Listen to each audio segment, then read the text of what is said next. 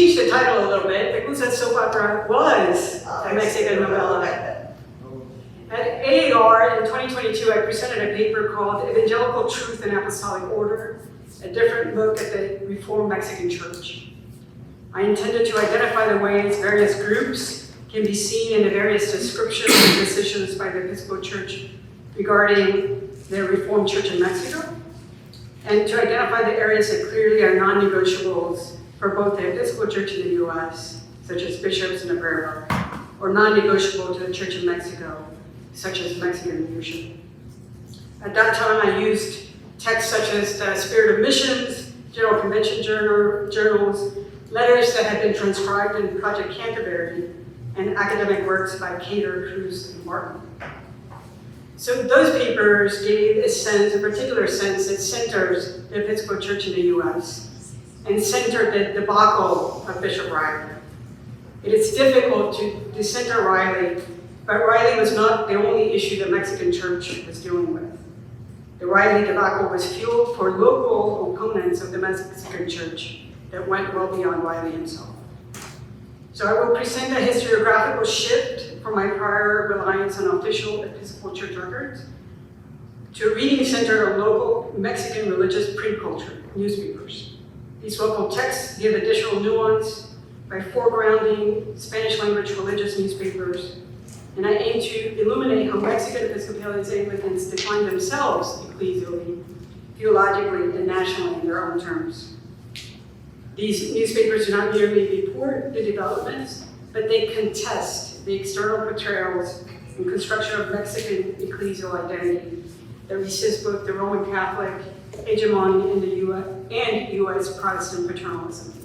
In that sense, this paper is somewhat a rebuttal of my earlier work and a reorientation of the archive and the voices that shaped it. In Mexico City, in the last third of the 19th century, there were a variety of daily, weekly, and monthly Protestant, Roman Catholic, and other newspapers that spoke to the local context, including the challenges faced by Protestants in Mexico City. Among the newspapers, there was La Voz de Mexico, which was Catholic, El Abogado Cristiano Ilustrado, which was Methodist, El Tiempo Diario Católico, Catholic, El Faro, which was Presbyterian, and La Buena Lid, which was Anglican. There were many, many other newspapers at that time. Although I cannot document this, I wonder if La Buena Lid, the Anglican newspaper, emerges specifically to refute what the other newspapers were saying about the Anglican Church in Mexico.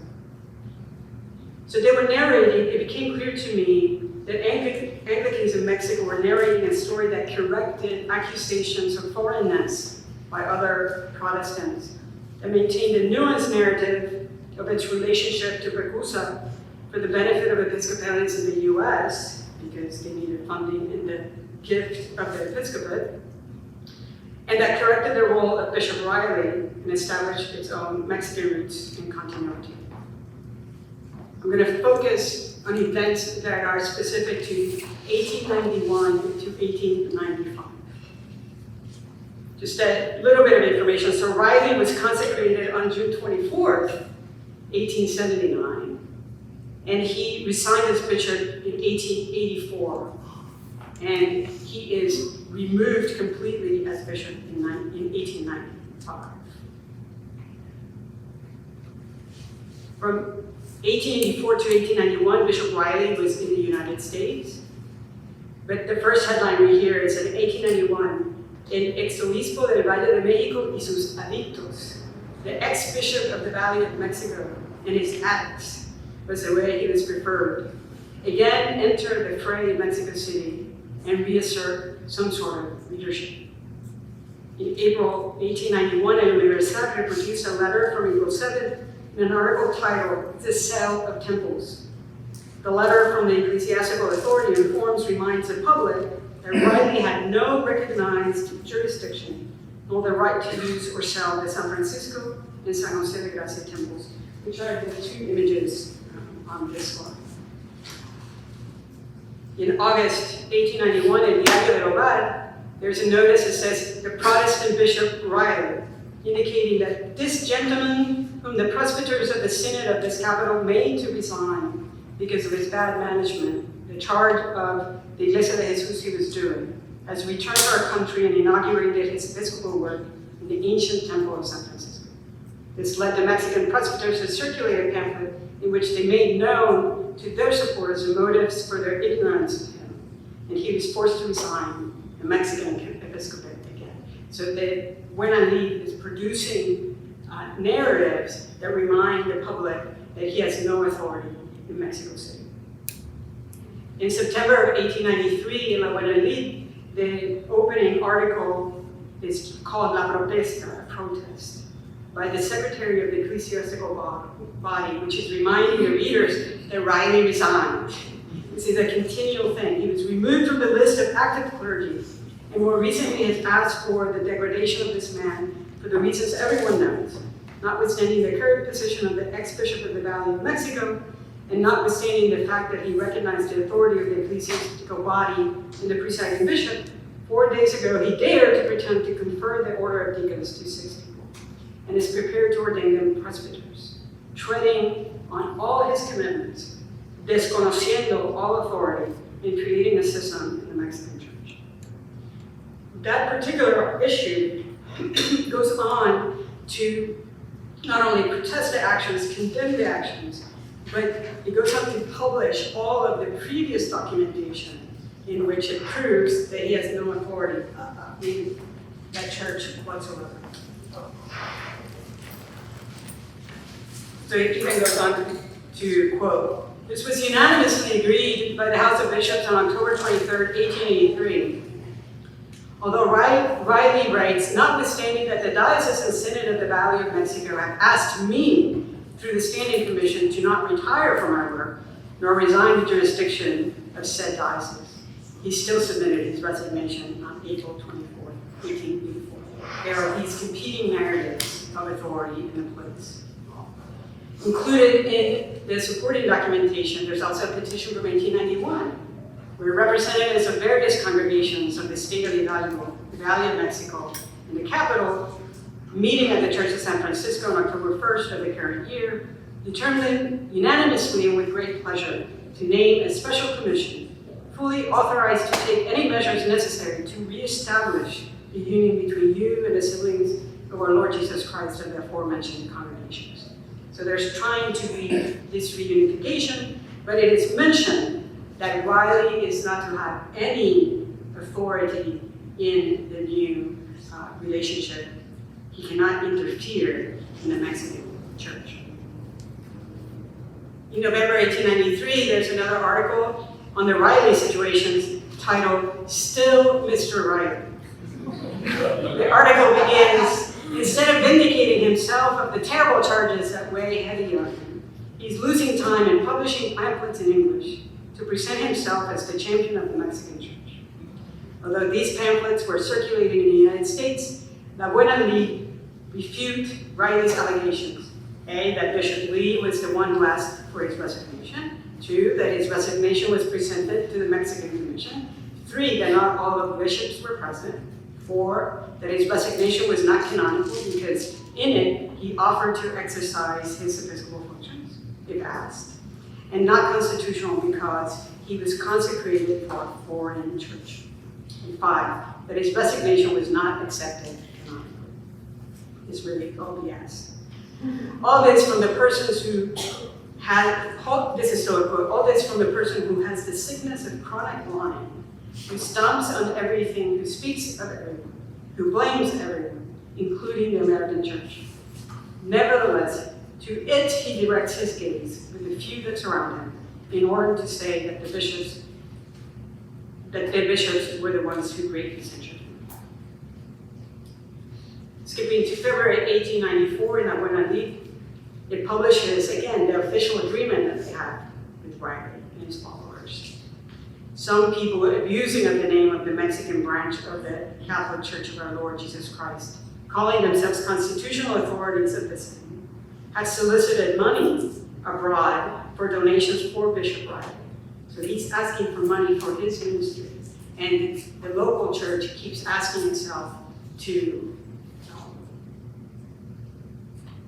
remind the readers that they have nothing to do there.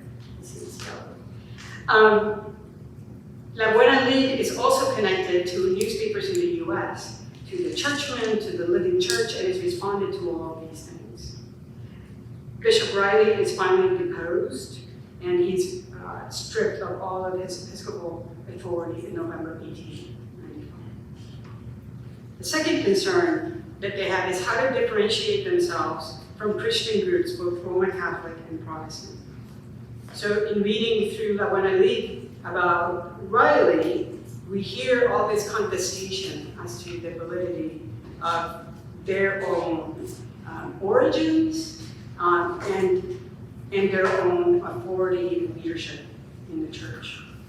And this is going, like you can read it from, on Monday this newspaper writes it, and on Thursday there's a response from another newspaper. They are responding to the accusation in particular sometimes of Romanism because of their assertion that those to be confirmed should be prepared.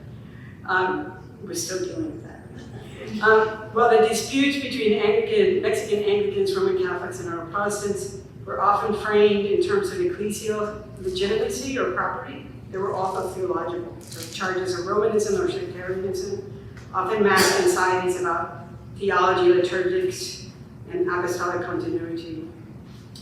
But one of the answers that they write is that there was debates over episcopal authority and where did the authority reside.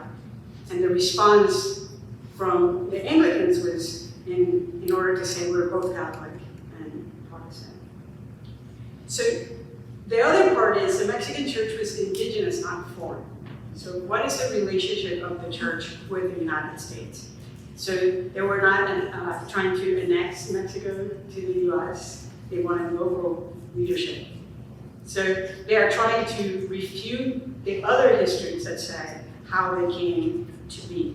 And one of the curious things that they write is, it's like, why are you complaining about where our bishops were consecrated when your bishops were also consecrated on US soil? The Buena Lid in 1896 has a note against the Abogado that affirms whether Bishop Riley was the one who established the church in Mexico. This contestation that is happening in the newspapers in Mexico are responding to many different things. They're responding to what the US says about Mexico through its paternalistic impressions, what other Protestants and Roman Catholics are saying, and they're trying to deal with this guy who's like robbing money and working in their name. But this is not unique to Mexico. It's an issue that we have to do with the identity of being both Catholic and Protestant and Reformed. In the case of the Church in Mexico, added Catholic Reformed character to it, as seen about the Mexican roots. So the first cover of La Buena Lid has the two biblical passages. The next cover, when it changes, it says that it's a periódico Latinx and Catholic. And that this is an official instrument of the Mexican Episcopal Church. And La Buena Lid means like a fair and honorable disputation. In January 1896, it's changing the image, and it's like the Evangelical and Catholic, periódico Latinx and Catholic. And it's the Order Oficial de la Iglesia Episcopal Church. But shortly after, so it's only been 10 months, now we have that it's at the Evangelical and Catholic newspaper, the official instrument of the Mexican Episcopal Church, the national church. Catholic, but not Roman, evangelical, but not Protestant. So it's trying to assert its authenticity as an indigenous church. And I won't get into the paternalism of the US in not giving the gift of the episcopacy. And if you know, the Mexican church did not become autonomous until 1995. So this was a very long journey. So one last thing. The story of the Iglesia de Jesús is not merely a cautionary tale within PECUSA's mission history. It is a record of deliberate and theologically grounded Mexican agency From the outset, reformers in Mexico initiated the contact with PECUSA, not to submit to foreign oversight, but to claim apostolic succession and liturgical resources that could strengthen the national church, both Catholic and Reformed. What they sought was not dependency, but a gift, the episcopacy, that would complete their ecclesial independence. Yet this vision was continually frustrated by the PECUSA's paternalistic structures, financial entanglements, and preoccupation with control over bishops and cardinals. The tensions that unfolded were not simply administrative failures, but reflective of deeper ecclesial disagreements about autonomy, liturgy, and mission. And by recentering the voices preserved in the Mexican Protestant newspapers, we see a church fighting to define itself against rivalry, against denominational mischaracterizations, and against the condescension of its own Anglican partner. This case challenges us to reckon with how ecclesial legitimacy is forged locally, and how the history of Anglicanism beyond the North Atlantic must be told through the languages, archives, and convictions of those who claimed it as